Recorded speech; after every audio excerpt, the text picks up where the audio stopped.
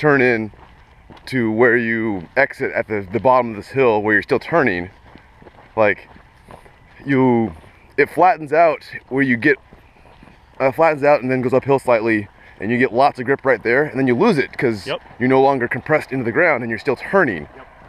Well, and it's interesting walking down this now because it's definitely a different sensation than just walking alongside of it here, being able to feel just how much of a drop it is, because it looks like a good drop from up above, but you can't really tell it until you're on it. And I'm assuming that, early in the morning and stuff, when you get these long shadows like we have right now, you'll have sections of the track that are much hotter and cooler than the others. And these shaded parts are going to be tricky to navigate early in the day with cold tires and cold track as well. Hopefully Well, this looks like it tightens right here at the end too, so... maybe not. It's kind of the optical illusion. I wonder if this is the grip patch. You stick a tire on this and you'll make the corner for sure. Well, until it runs out. Until it runs out. Yeah.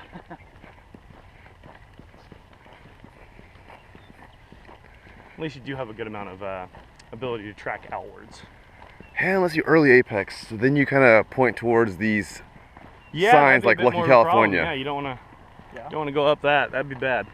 We had a car last year that early apex, and it was just 4 wheels like up on the berm right here.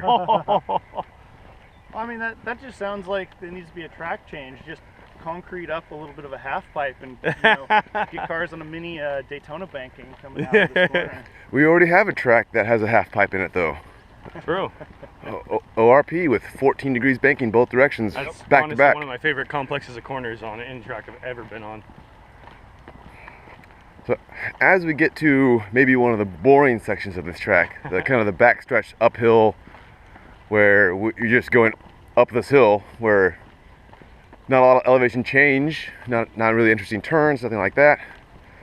Let's ask Dakota and Drew some questions, like their first memory of motorsport.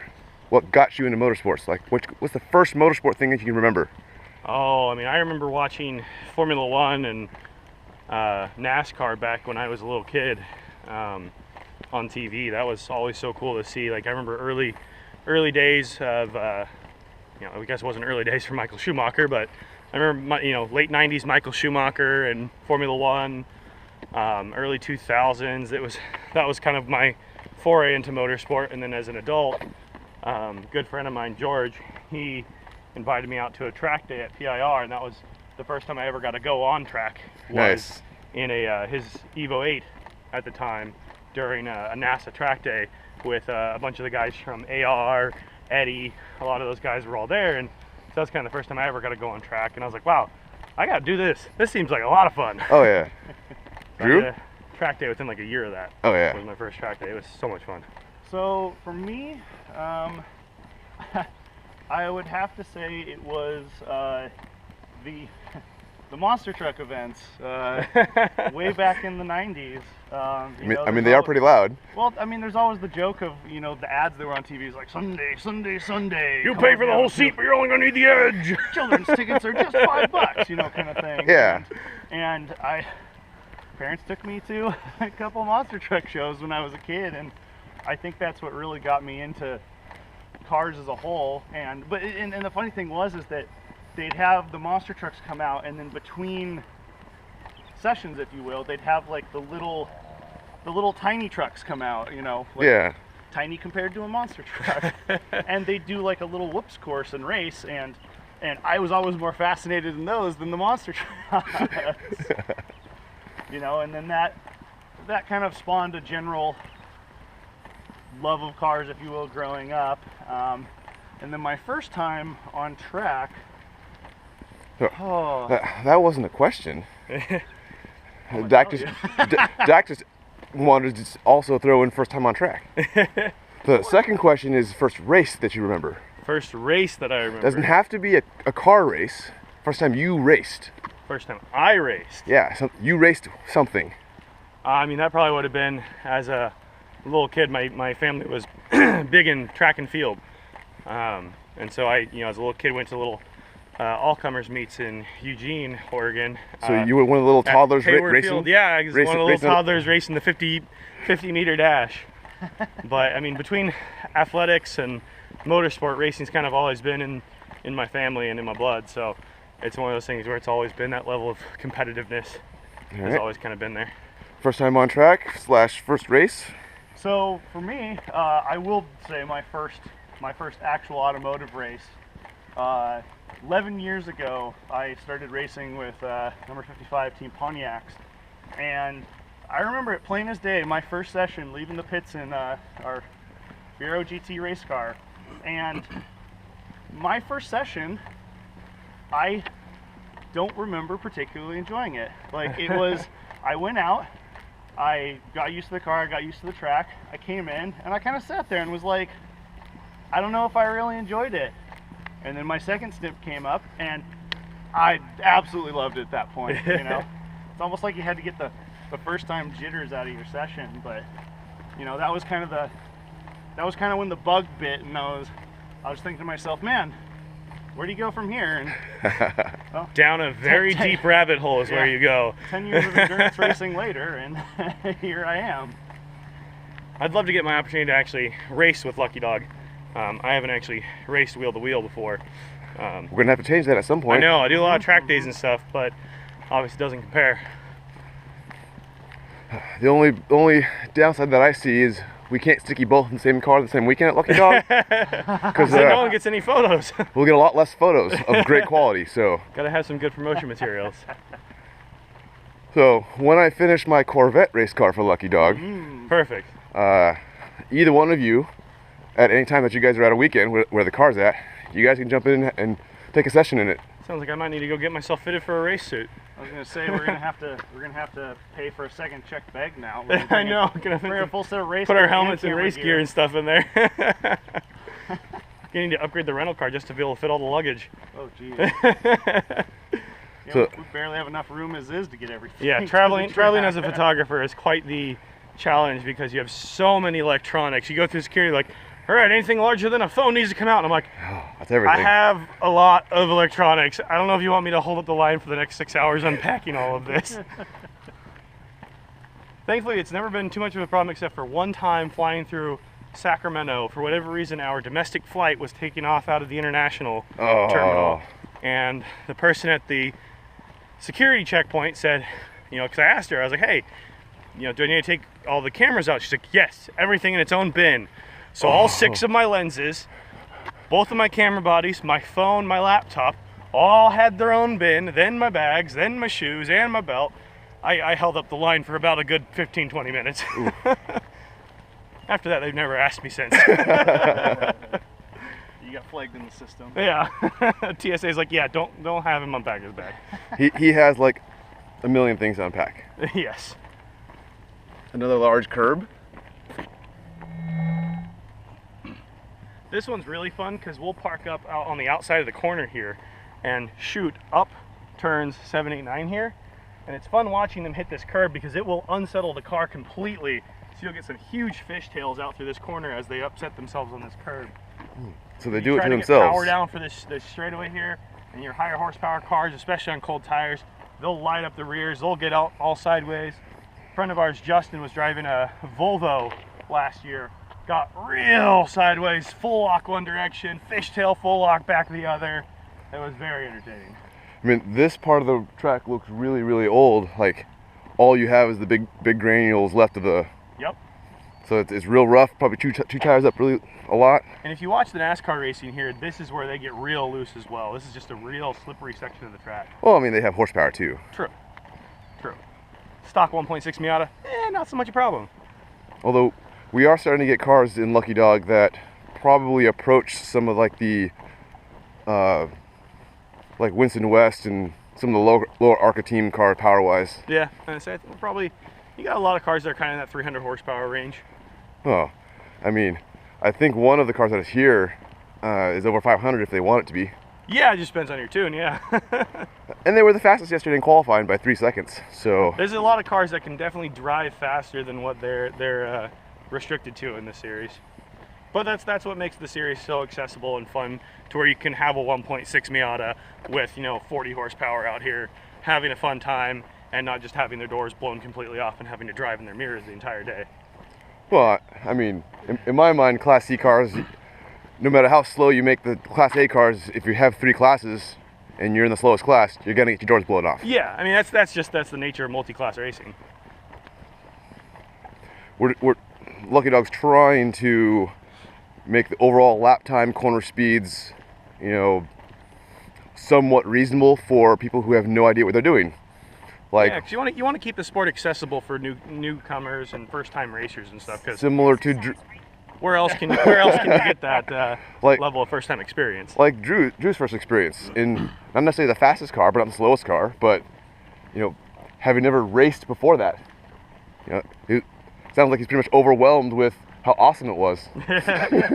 Well, yeah, I mean, once you kind of get a grasp of, because looking at a track from the outside, it really doesn't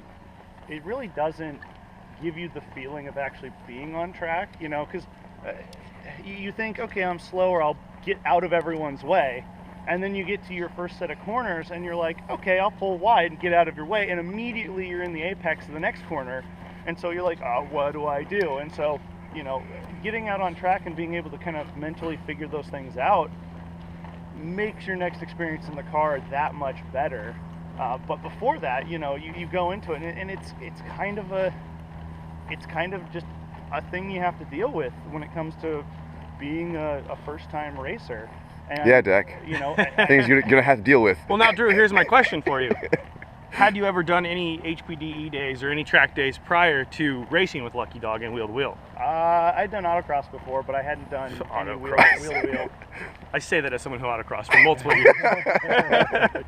See, I wonder if that's, because then this will be interesting for me to experience eventually, is how does having a lot of track days under my belt and understanding, how to use the track, how to have, the basics of finding a racing line and sticking to it, how will that help influence my ability to race wheel-to-wheel? Having that prior experience. I'm gonna say having track day experience gives you the line of how to drive fast on a line, but you may be overwhelmed with how not to drive on the line with other cars around you forcing you one way or another, trying to pass you. True. Traffic. Traffic manager part. It's all traffic. I've gotten a little bit of an experience of that because I like to run in the advanced group with HPDE days, because otherwise I'm just trying to get past slower drivers and who don't know what they're doing. But right. My car is not fast enough to where I'm, constantly being one of the fastest people on track. I'm one of the slowest in those groups. So I've had a little bit of experience of trying to make sure I'm getting out of the way of those guys. And, it's a lot of point bypassing, and not everywhere can you pass in the corners. But it's been a good learning experience, at least the last 2 years that I've done the advanced groups, having to worry about being passed all the time. Me personally, I hate the wording of getting out of the way of the faster cars. Yep. True, and we were talking about this with Randy Popes last night at dinner, about how he says, they say get out of the way. You don't want to get out of the way, you want to drive predictably. So stay on line and maybe give a car to width on the inside of the corner and let them kind of take that line where it makes sense. You want to drive predictably. Yeah, whatever line you choose, don't deviate from that line to try to make it easier for the faster car. Faster car is faster. The onus is on them to make the pass cleanly. They're going to pass you where they're going to choose, because there have been times, so throughout my racing career, I've been on both slow car and fast car and middle car in all these multi-class racing, and there's been so many times where basically there's a miscommunication between the slow car and the faster car, where the slow car tries to be nice to the faster car, but the faster car already committed to passing the slower car at a certain point, at a certain time. Yep. And then the nicer slow car deviates. So then now they both are like dancing down the straightaway or dancing in a corner where it was just let them go, just hold your line, and they would be clear, and you guys both continue racing again. Well, what's the thing is, by the time you recognize there's a faster car behind you, he already knows what he's going to do. He's made his decision, picked his line, and probably isn't have the ability to deviate from it a whole lot anymore either. So the closing speed difference, especially with a top class team and a lower class team, is going to be great enough that if by the time you see the car, they've made their choice, they're ready to go. That's why I've never liked the idea of the people saying I want to get out of the way. Like, Yeah. no. What is it? Be selfish with your track experience. Yeah. Don't let anyone else get out. Don't get out of the way for anyone else to experience. Have fun. Drive your own line. Yep. If you choose to give up the inside for a faster car and they don't want to take it, they don't want to take it. Yep. If you early on show that you're going to give up the inside, they'll take it. They'll drive away, and you can drive full speed. Unless they power slide in front of you and then accidentally arc out into you, like what happened to Greg's car yesterday. Oh, yes, I heard about that. They made some contact, and then a rear wheel caught the wall and kind of got a little ripped off, it looked like. Yeah, so down in this, the final hairpin, Greg's car, co-owner of Lucky Dog, his car went wide to let a faster car go, and the faster car got on the power too much and power slid on the outside and basically lifted and tracked out to where Greg's car was. They made wheel-to-wheel contact. Not much bodywork contact, but just wheel-to-wheel, and it shot Greg's car up in the air a little bit into the wall. And yeah, because we saw it come in on the trailer, and we were kind of looked fine until we saw the driver's side rear. We're like, oh, that's like sweet secret 60 camber. degrees of camber. That's a little too much. Which the faster team is actually one of the friendly teams with a lot of people, and they actually like came over and started offering to help fix the car. And that's always nice to have that level of camaraderie in racing. I hate it when people get so combative with each other, going, "Oh, you shouldn't have been in my way. You shouldn't have been coming up that fast." There's a lot of bickering, and at the end of the day, I like it that people understand. Hey, we're all out here for fun. We're not winning any prizes out here. We're just spending a whole bunch of money on something we all enjoy and love. So I love when people can help each other out in that aspect. I love giving some of my spare parts. I don't know if it's giving. They usually at least pay me a little bit of what the part's worth at some point. My competitors, like a control arm will fail, or a wheel bearing will fail, or brake pads, or something that would keep them from racing against me. Yeah. Like, if I have spares and I don't need them, like here's some spares, come out and race with me. Like, yeah, I'd rather have everybody out there racing, having a good time, than win cheaply because people broke and I had the means to help them